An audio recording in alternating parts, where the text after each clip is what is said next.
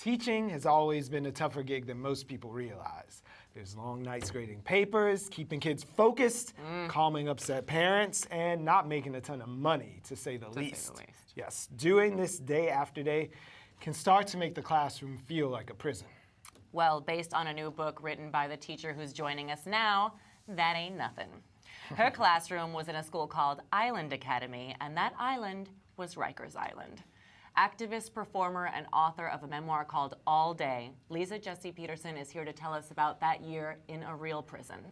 Nice to see you again, Hi. Lisa. Before we get into it, I'm going to derail the interview right now. Totally. Okay. I was about to, too, if you did first. Go ahead. This book is out today. Yeah. It's your first book. This is the first day, the first hour since the bookstore has been open that you can go and buy All Day, a year of love and survival, teaching incarcerated kids at Rikers Island. So congratulations. Thank you. You had a book in you. Who knew? And now it's on our table. I know.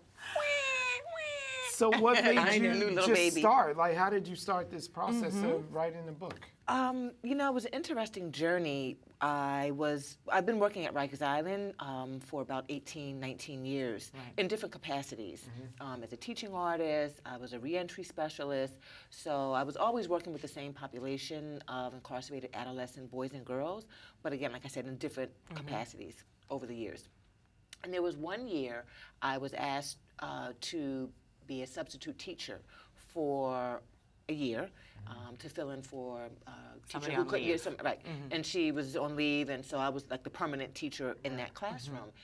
And I said, yeah, I know the population, you know, I work with the kids, this should be, you know, a breeze. Yeah. Little did I know that the leap from being a teaching artist, you know, being the cool, you know, poetry, coming in 45 minutes, to being the teacher all day, every day in the classroom with the kids, it's like, you know, Special Ops Marine Corps. It's a different energy, commitment, and I salute all teachers. I believe that teachers work harder than you do, no matter what you do. Yeah. Agreed. Because, it is a profound profession. But there were some slight differences for you, right? Yes. Tell us about a typical day for you that might be different from a teacher not teaching on Rikers Island. Well, the thing that was different about the working as a teacher at Rikers Island, the kids never changed classes. So in normal schools, you know, every period the bell rings and you go to another classroom to whatever subject you have It's like next. the little red schoolhouse. You have to teach everything every I day. taught all subjects except for math, health, and art. Okay. So the kids never moved. So if there was math, the teacher would come push in and would teach math, but they never left my classroom. So that was very different with the same kids all day from 7:50 a.m. to 2:30 in the afternoon. So that was different. And you're in jail. They're correctional officers, there are alarms, you know, And there's people, lockdowns. I would imagine, are coming and going, right? You don't necessarily have them all for the year, so Absolutely. you're always Very starting at a transient. different point, right? And that's got so many challenges. Absolutely, absolutely. And, you know, the kids are dealing with just compound trauma. Just, I mean, being incarcerated or going through central bookings is traumatic. Not to mention whatever, you know, family issues that they may be carrying, and then they've got the weight of going to court and, you know, their case. So they're coming into the classroom just seriously, seriously burdened, psychologically and emotionally. Right. I've seen the work that you do about the school to prison pipeline, and most of us have experience on this side of the pipeline, but you are actually at the end game, in the classroom, inside the prison. So do you think your students had any notion of all of the forces that, in a sense, conspired to them even getting there in some cases? No, but I made sure that I made them aware of it. That was something I was very adamant about, is giving them an overview of the system that they were embroiled in, and giving them an overview of all the entrapments that led to them. Not to say that they shouldn't take responsibility for their actions, but those beds and those cells were waiting for them before they were born. How do you feel about Rikers closing? I think it's a great move. I think it needs to happen. Rikers Island is on a toxic dump site, literally. It is the health. I mean, we're not even talking about once you get inside and the you know. Just literally the air. Just the second you take a breath. Yeah, yeah. It's unhealthy. It smells like rotten eggs when you cross the bridge, because you can smell the sulfur from the toxicity from the dump site because it's sitting on landfill, literally. What were the ages of the kids usually in your classes, and how do you feel in general about children in prison? Well, this book was written a period in 2008. So during that time, I had 16, 17, and 18-year-olds. Now the 18-year-olds have been moved out of the adolescent division, and they're with the young adults. So right now, currently today in 2017, there's only 16 and 17-year-olds who are housed together. 18, 19, 21 are housed separately. Okay. But this book was written when the 18-year-olds, 16, 17, and 18-year-olds were in my classroom. So I know that when you read these books and you go through the editing process, you decide what goes in, and sometimes there are stories that people keep out because if you put it in, they would say, oh no, that's too much. People wouldn't even believe it. What didn't make it into the book?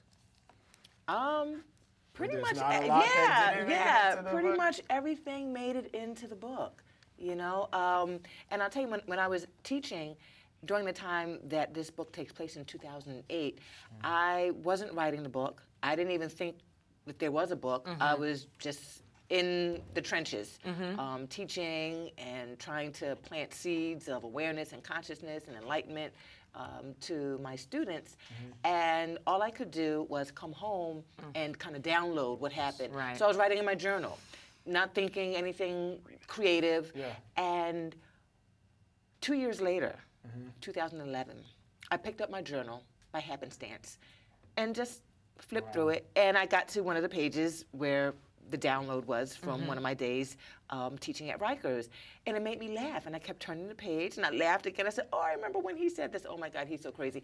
And I kept turning the page, and I said, oh my God, I realized that I had chronicled my journey at Rikers Island, because that was the only way that I could keep my sanity and self-care as an artist and just, you know, as a woman and human, you know, in that circumstance. But I had no idea that I was creating a book. Right. 243 pages later. I know. Here she is. I know. And speaking of, were there ever days that you thought, I can't do this anymore, or this is too crazy, or this is too dangerous, or I can't breathe that smell in one more day?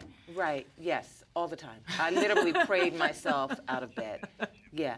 And it was really the journey getting there. Because I don't drive, and it was an hour and a half, 2-hour commute each way. Toxic dump site that I'm working on. I never felt danger, in danger of my life or my safety, ever. Okay. And it's interesting because the toll was getting there and coming home. I would feel the drain. But once I stepped in the classroom and the first kid walked in, it was kind of autopilot, and they kept me there longer than I probably would have been if it wasn't for them. So I'm going through the book now, and there's an entire section devoted to Rikers, rug, rat slang. So this is like the glossary of some of the terms.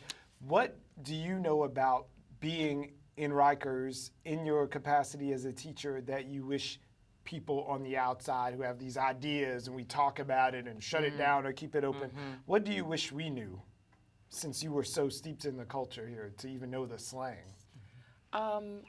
That these are children, and to always be cognizant that these are children. And a lot of them, most of them are caught up in the criminal justice system that deems them, how can I say this, that criminalizes them when they're making decisions, when their prefrontal cortex is still developing. And the courts, many times, most times, see them as disposable, and they're not disposable. They have value. They need support. They need encouragement. They need love. And I hope that that glossary and the book will humanize their adolescence. They need it all day. all those things all day. The book is here. It is out. Go grab it. Liza, thank you so much for joining us again. It's always a Much pleasure to have you. success. Thank you.